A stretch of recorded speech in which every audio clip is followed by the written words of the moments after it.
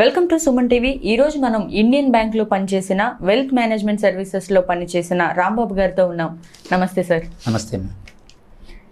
బంగారంపై రుణాలు ఎంతవరకు తీసుకోవచ్చు సార్? బంగారంపై రుణాలు ఎంతవరకు తీసుకోవచ్చు? బంగారంపై రుణాలు తీసుకునే ముందు మీరు ఒక విషయం గుర్తుపెట్టుకోవాలండి.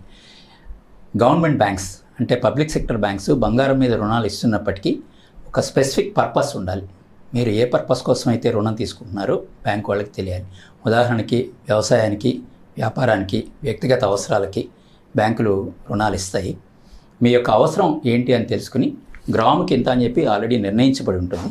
ఆ నిర్ణయించబడిన వాల్యూ ప్రకారం అంటే మార్కెట్లో ఉన్న బంగారం రేట్లో కొంత మార్జిన్ బ్యాంక్స్ ఉంచుకొని మిగతా అమౌంట్ లోన్గా ఇస్తాయి.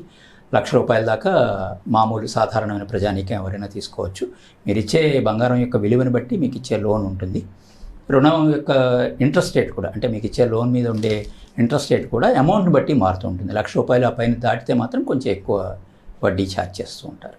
అంటే ప్రైవేట్ బ్యాంకుల్లో మంచిదంటారా లేకపోతే ప్రభుత్వ బ్యాంకుల్లో మంచిదంటారా? ప్రైవేట్ బ్యాంకుల్లో మంచిదా, ప్రభుత్వ బ్యాంకుల్లో మంచిదా అంటే ఎప్పుడు కూడా ప్రభుత్వ బ్యాంకులోనే మంచిదండి. ఎందుకంటే మీరు అన్నారు చూసారా, గవర్నమెంట్ బ్యాంక్స్ అన్నది సావరెన్ సపోర్ట్ అంటే ప్రభుత్వంతో కూడిన ఒక హామీ ఒకటి ఉంటుంది. మీ బంగారం మీరు హామీగా బ్యాంకులో పెడుతున్నప్పటికీ కూడా మరిలా ఏదైనా తేడాపాడాలు వస్తే మీ బంగారానికి మీ ఆస్తికి హామీ ఏంటి? ప్రభుత్వమే హామీ. మీ బంగారం మా దగ్గర పెట్టుకుని హామీగా పెట్టుకుని రుణం ఇస్తున్నప్పటికీ కూడా మీ ఆస్తి, ఆ బంగారం అనేది మీ అసెట్. మీ అసెట్ మా దగ్గర ఉంచుకున్నప్పుడు మీరు మళ్ళీ లోన్ తిరిగి చెల్లించిన తర్వాత మీ అసెట్ మీకు అప్పచెప్పాల్సిన బాధ్యత లోన్ ఇచ్చిన సంస్థ మీద ఉంటుంది కదా. ఆ విధంగా చూస్తే ప్రభుత్వ రంగ బ్యాంకులు ఎప్పుడు కూడా సేఫ్. ప్రభుత్వ రంగ బ్యాంకుల నుంచి తీసుకోవడం మంచిదా లేకపోతే ప్రైవేట్ సంస్థల నుంచి తీసుకోవడం మంచిదంటారా?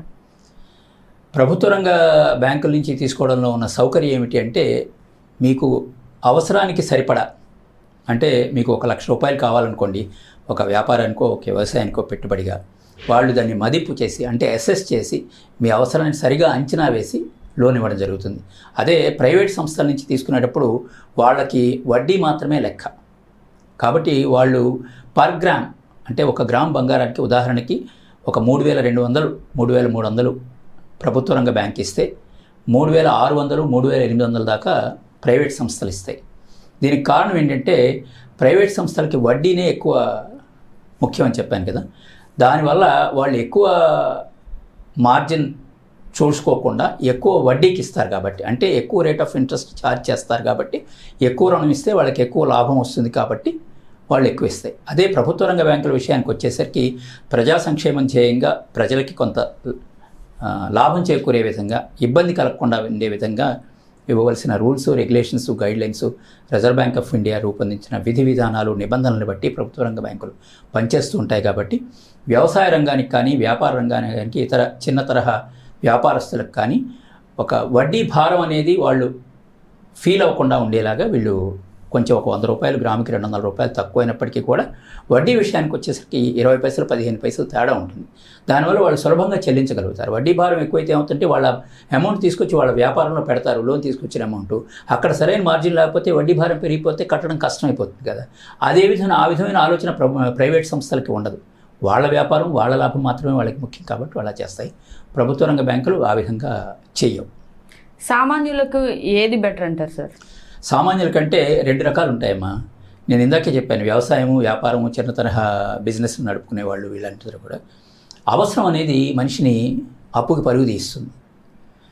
ఆ అవసరం అనేది అది వ్యక్తిగత అవసరాలు అయ్యి లేదా వేరే చోట ఏదైనా ఎక్కువ వడ్డీకి అప్పు తీసుకొచ్చి అది తీర్చవలసిన అర్జెంట్ ఉన్నప్పుడు సాధారణంగా ప్రజలు ప్రైవేట్ సంస్థల వైపే పరిగెడతారు. ఆ వడ్డీ భారం వాళ్ళ మీద వేసుకుంటారు. సామాన్యమైన వ్యక్తి ఏ విధమైన అర్జెన్సీ లేకుండా ఒక క్రమ పద్ధతిలో తీసుకొచ్చిన డబ్బు సద్వినియోగపరిచేలాగా, సద్వినియోగం అంటే నేను చెప్పేది ప్రొడక్టివ్ యాక్టివిటీ, ఒక ఉత్పాదకమైన పద్ధతిలో వాడుకోవాలి అనుకుంటే మాత్రం ఎప్పుడూ ప్రభుత్వ రంగ బ్యాంకుల నుంచి మాత్రమే గోల్డ్ లోన్స్ తీసుకోవడం మంచి పద్ధతి. మీరు చూసుంటారు ప్రతి బ్యాంకు బయట కూడా ఇచ్చే బంగారు ఆభరణములపై రుణం ఇవ్వబడును. వడ్డీ ₹1కి 47 పైసలు, 53 పైసలు, 72 పైసలు ఇలా రకరకాలుగా ఉంటుంది. ఆ విధంగా ఉంటుంది. నేనైతే ఎప్పుడూ కూడా ఎంత అవసరం ఉన్నా కూడా 1 రోజు 2 రోజులు వేచి ఉండి ప్రభుత్వ రంగ బ్యాంకుల నుంచి తీసుకుంటే వడ్డీ భారం తగ్గుతుంది. మీరు పెట్టిన బంగారానికి ఎప్పుడూ సేఫ్టీ ఉంటుంది. చాలా మంది బంగారాన్ని ఇన్వెస్ట్మెంట్గా పెడుతుంటారు కదా సార్, దాని గురించి. బంగారాన్ని ఇన్వెస్ట్మెంట్గా పెడుతూ ఉండడం మీద భిన్నమైన అభిప్రాయాలు ఉన్నాయమ్మా. వ్యక్తిగత అనే అభిప్రాయం కాదు కానివ్వండి, నేను మొత్తం సమాజానికి ఉపయోగపడే విధంగా ఒక ఓవరాల్ జనరల్ ఒపీనియన్ చెప్తాను. నా దృష్టిలో బంగారం పెట్టుబడి సాధనం అని నేను భావించడం లేదు. మీకు చాలా ఆశ్చర్యంగా అనిపించవచ్చు ఈ విషయం. బంగారం అనేది కొని ఇంట్లో దాచుకుంటే ఏమొస్తుందండి?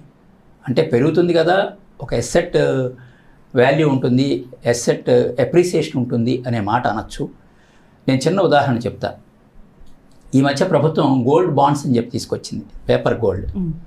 ఎందుకు తీసుకొచ్చింది? ఫిజికల్ గోల్డ్ మీద ప్రజలు ఇన్వెస్ట్ చేస్తున్నందువల్ల ఒక డబ్బు బ్లాక్ అయిపోతుంది ప్రభుత్వానికి, ఆ డబ్బు ఆ మేరకు బ్లాక్ అయిపోతుంది. కాబట్టి మార్కెట్లో ఒక లిక్విడిటీ ఉండడం కోసం అని చెప్పి ఈ గోల్డ్ బాండ్స్ అనేవి తీసుకురావడం జరిగింది.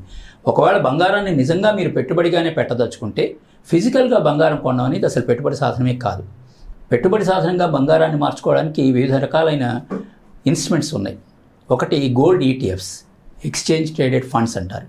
అది జస్ట్ లైక్ ఏ మ్యూచువల్ ఫండ్ అనమాట. మ్యూచువల్ ఫండ్లో ఒక యూనిట్ ఎలాగో ఒక గోల్డ్ ఈటీఎఫ్ కూడా 1 గ్రాము బంగారంతో సమానం. మీరు ఎన్ని యూనిట్లైనా కొనుక్కోవచ్చు, అంటే ఎన్ని గ్రాముల బంగారం అయినా కొనుక్కోవచ్చు. ఆ ఈటీఎఫ్కి ఒక నెట్ అసెట్ వాల్యూ డిసైడ్ అయి ఉంటుంది. మీరు 100 రూపాయలు పెడితే ఎన్ని వస్తాయో అన్ని యూనిట్స్ మీరు కొనుక్కోవచ్చు. 100 రూపాయలకి రాదనుకోండి, మినిమం ఈటీఎఫ్ వాల్యూ ఈ రోజులో నేను కూడా 4000 దాకా ఉంటుంది. మార్కెట్ లేటెస్ట్ ఇదైతే నాకైతే ఐడియా లేదు, చూసుకోవచ్చు మనం. అలాగే గోల్డ్ బాండ్స్లో ఇన్వెస్ట్ చేసినందువల్ల చాలా మంచిది. ఎందుకంటే తక్షణ అవసరాలు కనుక మీకు బంగారం అవసరం లేకుండా మీరు భవిష్యత్తులో పిల్లల పెళ్ళిళ్ళకు, వాళ్ళ మిగతా ఆర్థిక అవసరాలకు ఉపయోగపడుతుందను, లేదా కొంత బంగారం మనం ఒక ఎసెట్ క్లాస్ కింద మన పోర్ట్ఫోలియోలో ఒక ఐటెం కింద చేర్చుకోవాలి అనుకున్నప్పుడు ఈ 2 పద్ధతులు అనుసరించి బంగారంలో పెట్టుబడి పెట్టచ్చు. ఫిజికల్ గోల్డ్ కొనడం అనేది అసలు పెట్టుబడి సాధనం కానే కాదు. ఫిజికల్గా గోల్డ్ అంటే కాయిన్స్ రూపంలో కానీ ఆభరణాల రూపంలో కానీ బంగారు ఆభరణాలు కొనడము అనేది బంగారంలో పెట్టుబడి పెట్టడం కాదు. అది కేవలం అనుభవానికి మాత్రమే. Buying physical gold is not investing in gold. For example ఇప్పుడు ఈ గోల్డ్ బాండ్స్ అనేవి 4000 రూపాయలు ఉన్నాయనుకోండి సార్, ఒక 10 ఏళ్ల తర్వాత మనం వాటిని యూజ్ చేసుకోవాలంటే వాటిని మనం ఎలా ఉపయోగించుకోవచ్చు సార్? గోల్డ్ బాండ్స్ ఒక 6 నెలలు ఏడాది వ్యవధిలో ప్రభుత్వం 2-3 ట్రాంచెస్ అంటారు. First tranche, second tranche, third tranche, అలా దాదాపు ఇప్పుడు 8th ట్రాంచో 9th ట్రాంచో నడుస్తూ ఉన్నది. ప్రభుత్వం Indian gold council, world gold council వీళ్ళు నిర్ణయించిన బంగారం రేట్ల ప్రకారం 1 గ్రాము బంగారానికి విలువ నిర్ణయించి దానికన్నా ఒక 50 రూపాయలు డిస్కౌంట్తోనే బాండ్ ఇష్యూ చేస్తుంది. అంతేకాదు ఆ బాండ్ మీద 2% ఇంట్రెస్ట్ కూడా ప్రతి 6 నెలలకి చెల్లించే విధంగా ఇష్యూ చేస్తుంది. మీరు ఫిజికల్గా గోల్డ్ కొని ఇంట్లో పెట్టుకున్నారనుకోండి, మీకు వడ్డీ ఏమొస్తుంది? ఏమీ రాదు కదా. కానీ ఈ గోల్డ్ బాండ్లో ఇన్వెస్ట్ చేసినందువల్ల కనీసం ఒక నామినల్ ఇంట్రెస్ట్, కనీస వడ్డీ రేటు ఒక 2% మీకు వడ్డీ వస్తుంది. తర్వాత వీటికి మెచ్యూరిటీ పీరియడ్ ఉంటుంది, ఫిక్స్డ్ డిపాజిట్స్ లాగే 5 సంవత్సరాలు, 8 సంవత్సరాలు, 10 సంవత్సరాలుగా మెచ్యూరిటీ డేట్ ఉంటుంది. ఈ లోపల కూడా మీరు 5 సంవత్సరాల తర్వాత రెడీమ్ చేసుకునే అవకాశం, అంటే వాటిని లిక్విడేట్ చేసుకునే అవకాశం ఉంటుంది. ఇందులో ఉన్న పెద్ద ఫెసిలిటీ ఏంటంటే మీరు ఏ రేట్లో బంగారం కొన్నప్పటికీ కూడా అవి మెచ్యూరిటీ డేట్కి వచ్చి గవర్నమెంట్ మీకు పే చేసే టైంకి మార్కెట్లో బంగారం ఏ రేట్లో ఉందో ఆ రేటు మీకు ఇవ్వబడుతుంది. కాబట్టి ఈ రోజున మీరు గ్రాము 5000 ఉండి బాండ్లో ఇన్వెస్ట్ చేసి రేపు రెడీమ్ అయ్యే డేట్కి మీకు 7000 ఉంటే మీకు 7000 వస్తుంది, లేదా 6000 ఉంటే 6000 వస్తుంది, లేదా 5000 ఉండి బంగారం ధరలు చాలా విపరీతంగా, సాధ్యం కాదు, చాలా విపరీతంగా పడిపోయి మీరు 5000లో బాండ్ కొని 4000 ఉంటే 4000 మీకు ఇస్తారు. కానీ మీరు ఈ పెట్టుబడి పెట్టిన రోజున ఎంత బంగారం కొనుక్కున్నారో ఆ రోజు కూడా అంత బంగారం కొనుక్కోగలుగుతారు. సో నష్టపోయే సమస్య అనేది ఉండదు. ఫిజికల్ బంగారం కొని బ్యాంక్ లాకర్లోనో ఇంట్లోనో పెట్టుకుంటే మీకు ఏ విధమైన ఉపయోగమో అదే విధమైన ఉపయోగం ప్రభుత్వ బాండ్స్లో ఇన్వెస్ట్ చేసినా కూడా కలుగుతుంది. ఇన్ బిట్వీన్ మీకు 6 మాసాలకు ఒకసారి 2% వడ్డీ కూడా ఉంటుంది. బంగారం భద్రపరుచుకునే భయం ఉండదు. నామినేషన్ ఫెసిలిటీ ఉంటుంది. పేపర్ బాండ్ ఇస్తారు మీకు, డీమ్యాట్ ఫామ్లో మీ అకౌంట్లో అట్టు పెట్టుకోవచ్చు.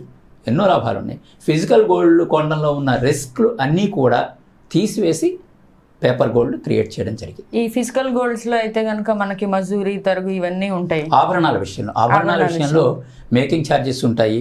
అన్నిటికన్నా ముఖ్యమైనది ప్యూరిటీ అండి. ప్రతి బంగారం షాప్ వాళ్ళు మేము హాల్ మార్కు, బిఏఎస్ మార్కు, ఏవేవో రకరకాల మార్కులతో అమ్ముతున్నాం అంటారు. కానివ్వండి, ఆ షాపుకి వెళ్తే ఆ సర్టిఫికేట్ చూపిస్తే వాళ్ళు ఆ ధర ఇస్తారు. కానీ వేరే షాప్కి వెళ్తే మీరు 22 క్యారెట్ల బంగారం కొన్నాను మీరు అనుకుంటారు, అవతల వాళ్ళ దగ్గరికి వెళ్తే ఇది 19 క్యారెట్లు అండి, 18 క్యారెట్లే అండి అని అంటారు. సో ఆ రిస్క్ ఎప్పుడు కూడా ఉంటుంది. ఇంకా కొంచెం branded jewellery shops like Tanishq కానీ, జాయ్ లూకాస్ కానీ, కళ్యాణ్ జ్యువెలర్స్ ఇలాంటి ప్రామినెంట్ సంస్థలు ఇప్పుడు వచ్చిన తర్వాత కొంత మటుకు బంగారంలో స్టాండర్డైజేషన్ ఆఫ్ గోల్డ్, వాటి యొక్క ప్యూరిటీ విషయంలో కొంత ప్రమాణాలు పాటిస్తున్నారని చెప్పచ్చు. అయితే అవన్నీ కూడా ఆ సంస్థలకి మాత్రమే పరిమితం. ఒక షాప్లో కొని వేరే షాప్కి వెళ్తే మాత్రం తేడా పాడాలు చెప్పడం అనేది ఎప్పుడూ జరుగుతుంది. గోల్డ్ని తాకట్టు పెట్టి బిజినెస్ చేయడం ఎంతవరకు కరెక్ట్ అంటారు రాంబాబు గారు? బంగారాన్ని తాకట్టు పెట్టి వ్యాపారం చేయడం, బ్యాంకులో నేను ఇంత మునుపు చెప్పానండి, ఇచ్చిన బంగారు ఆభరణములపై మీ వ్యవసాయ వ్యాపార అవసరములకు రుణములు ఇవ్వబడును అని బ్యాంకే చాలా క్లియర్గా చెప్తోంది. వ్యాపార అవసరాలకి బంగారు ఆభరణాలు తాకట్టు పెట్టుకుని మేము రుణం ఇస్తాము అంటే వ్యాపారానికి అవసరమైన పెట్టుబడిని సమకూర్చడంలో బంగారం అది ఒక ఎసెట్గా ఇంట్లో ఉండి నిరుపయోగంగా ఉండే కన్నా వ్యాపారంలో పెట్టుబడి పెడితే వ్యాపారంలో వచ్చే మార్జిన్, మీరు ఒక వ్యాపారం చేస్తున్నారనుకోండి, for example pharmaceutical business, minimum 18 to 24% మార్జిన్స్ ఉంటాయని చెప్తారు. అది ఎంతమంది కరెక్ట్ ఉన్నది నేను కూడా రూఢిగా చెప్పలేను. అదేవిధంగా ఫ్యాన్సీ ఐటమ్స్ లేదా చెప్పుల షాపులు, cosmetic times, mobile shops, cloth business, వీటన్నింటిలో కూడా మార్జిన్స్ 18 to 24% మార్జిన్స్ ఉంటాయి. ఇక్కడ మీరు ఒక 60 పైసలకో 70 పైసలకో వడ్డీకి తీసుకువెళ్ళి అక్కడ 140 పైసలు వడ్డీ వచ్చే విధంగా మీ వ్యాపారాన్ని నడపగలిగితే ఆ పై 70 పైసలు మీకు మార్జినే కదా. కాబట్టి బంగారం మీద రుణం తీసుకుని తక్కువ వడ్డీకి ప్రభుత్వ రంగ బ్యాంకుల నుంచి బంగారం మీద వడ్డీ తీసుకుని మీ వ్యాపార అవసరాలకి అది వాడుకోవడం అనేది ఎప్పుడూ తెలివైన పని. Thank you so much Rambabu గారు. ఇంకో టాపిక్తో మళ్ళీ కలుద్దాం. తప్పకుండా. ఈ వీడియో కనుక మీకు నచ్చినట్టయితే లైక్ చేయండి, షేర్ చేయండి. మరిన్ని అప్డేట్స్ కోసం మా ఛానల్ని సబ్స్క్రైబ్ చేయండి.